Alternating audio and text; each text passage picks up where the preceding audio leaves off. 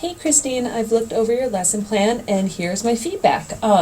So I think this is very well aligned from the established goals you have, and very specifically well chosen ones. I really like that through to the two texts, and I love the fact that you're having them access these ideas through imagery, because I think our kids live in a really visual world now, and that you're having them compare those images and reflect on them before you start reading. I think it's a brilliant idea because it really sinks this message of connection that you want them to have, that you are being very explicit about in your essential questions right here, and also in the reflection area. How can learning about the Holocaust help us to learn tolerance towards others?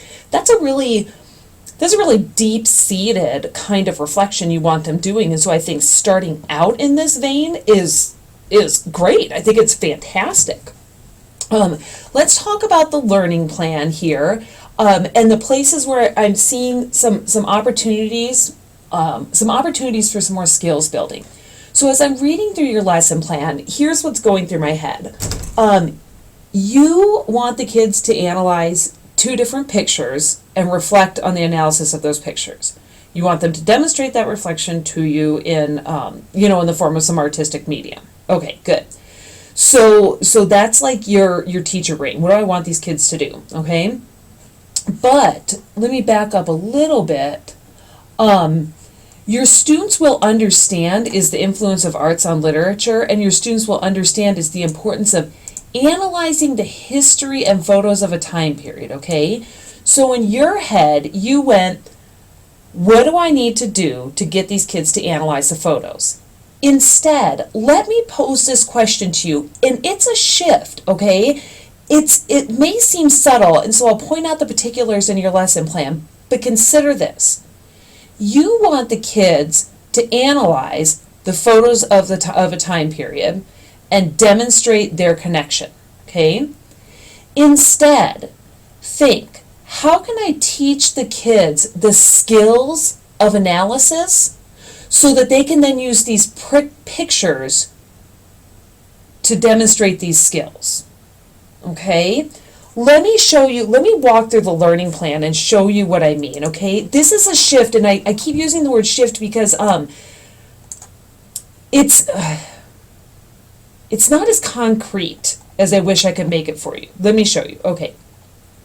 I'm going to be you, and I'm going to say your words here. Hello, everyone. Now, we remember the discussion we had yesterday about the Holocaust. It's a really tough subject to discuss and learn about, but it's so incredibly important to learn about in order to prevent it from occurring again. Have you ever felt trapped? Have you ever felt like you could make a difference in a bad situation? How do you feel? Blah, blah, blah, blah, blah. Okay? I think that you put this in italics because you're saying it to me, you're not like saying it as teacher, right? And then again, you putting this in italics because you're saying this to me, Christine, to Stacy, right? Instead of like in, teacher Christine saying it, all right? So right from the get-go, you have started with the topic of Holocaust, all right? Tweak this. We want the topic that we start class with to be connection. And you already know that. You know that because I see it right here. You know that because I saw it in your essential questions, okay? This is how you start class, all right? And you're going to put these in, right? So you've got these questions in here. They're great. When the bell rings and kids sit down, this is the first thing that's going to come out of your mouth. Not this. We want them to think about this, but first we want them to get them into that memory loop where they can think about it and then connect to this, okay? So that's one. Move this piece up here, okay? And you're right, answers will vary, okay? I don't know if you are saying this, Christine to Stacy, or if Christine teacher is saying this. I think it's Christine teacher, okay? I'm not going to have us start reading the book until tomorrow, so today we're just going to have a lot of class discussion and analysis of themes we'll see throughout the book. Take a look up at the projector and tell me what you see. All right, that's way too teacher speak. You have just done this amazing job, and these are fantastic questions, right? You're putting them in this memory loop. When is a time you felt trapped? Or on the opposite side, like, oh my gosh, there's a bad situation. I can totally make a difference. Like, right? What are these issues of tolerance, standing up for what you believe in, standing up for your friends, all this kind of stuff. Oh my God, Christine, this is their world. You have built something beautiful right here. Don't knock it down here. I'm not going to have us start reading the book tomorrow. Today we're going to analyze themes. Transition from this and just put the picture up and say, we just finished talking about feeling trapped, about how it feels when you know you want to make a difference and you can't. Look at this picture. Okay? Christine, all I'm doing is taking what you did and massaging it a little bit, moving some pieces around, but these are your ideas and they're very good. Okay?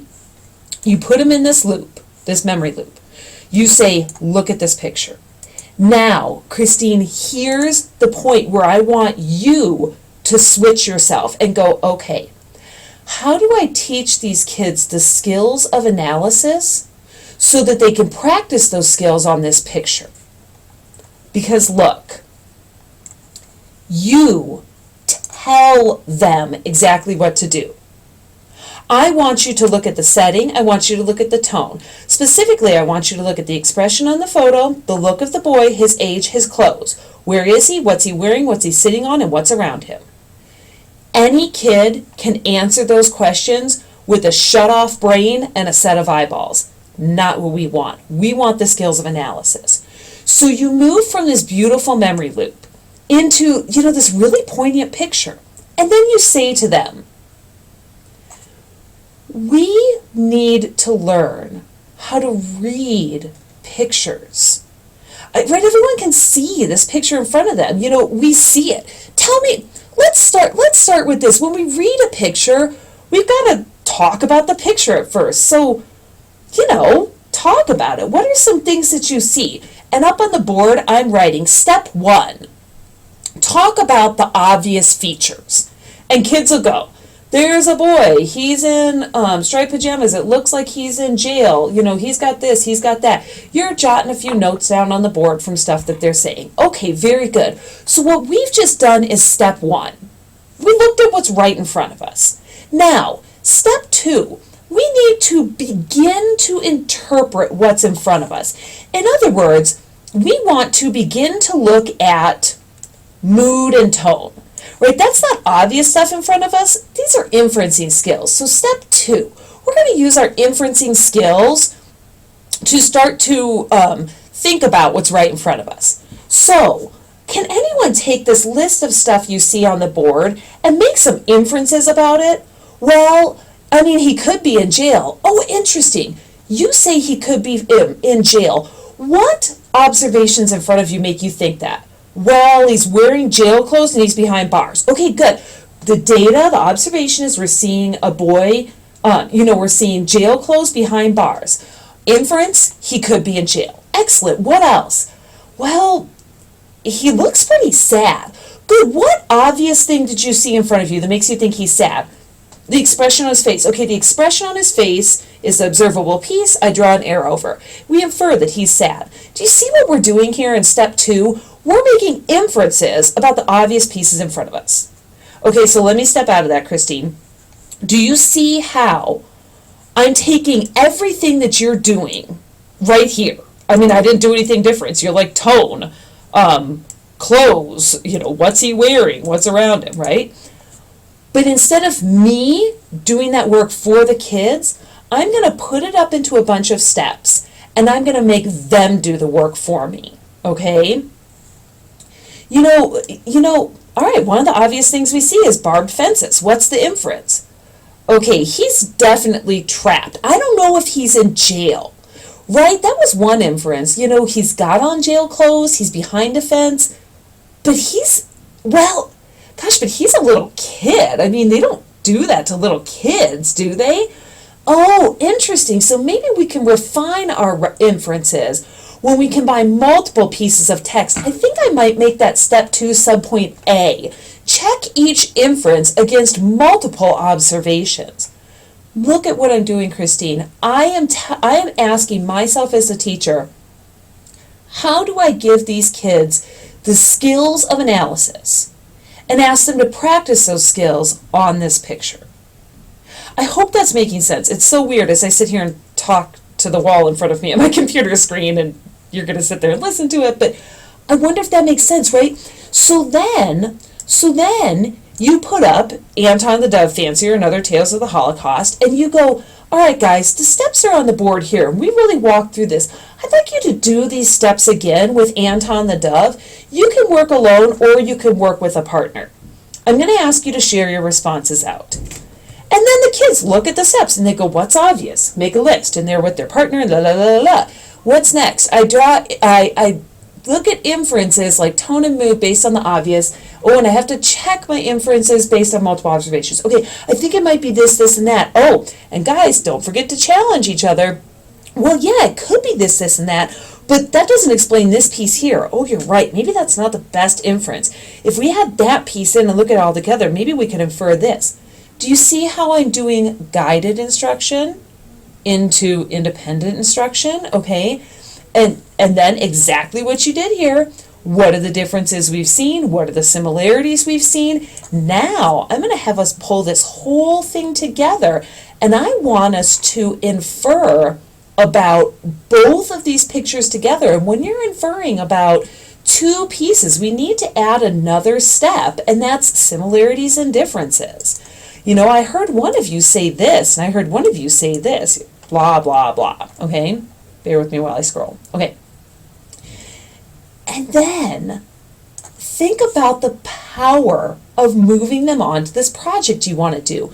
What you say is, guys, what we just did today is the skill of analysis. It's this huge word. Your teachers are asking you to do it all the time. And you guys did it. You did a really good job. Look at the steps on a board.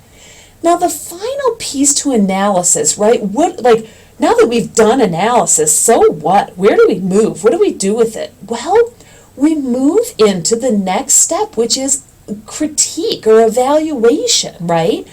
I want you to take this analysis that you've really dug deep into, and I want you to evaluate it. In other words, bring yourself into play with the analysis, right? Think about those discussions. Think about these pictures. And think about your feelings and judgment towards them, because a text is nothing more than words on a piece of paper until the reader brings a piece to it. Like wink, wink, Rosenblatt, right? And look at how you're scaffolding them through the steps of analysis into evaluation, Bloom's taxonomy, right?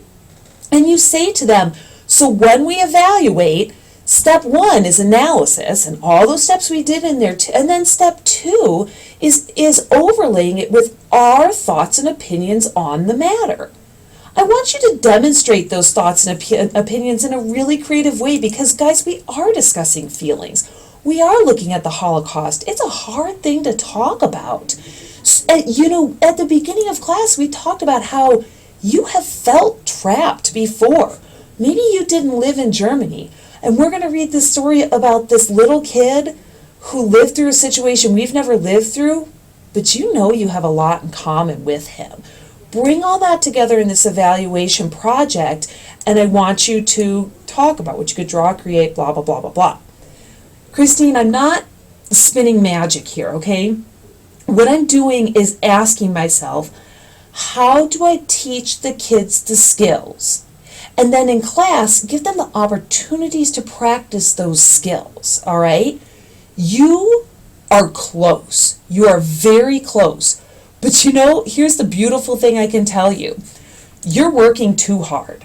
You need to make your kids work way harder, and you need to work less hard, okay?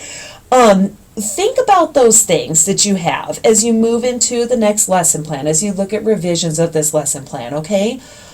You've got a lot of great components in here. You're very well aligned. You've got some very deep thoughts that definitely demonstrate that you know who your students are, where they're living, what means something to them. Let's take all of those big strengths that you have and let's get them into skills building nitty gritty, okay? I hope this helps. I look forward to hearing from you tomorrow, okay? Bye.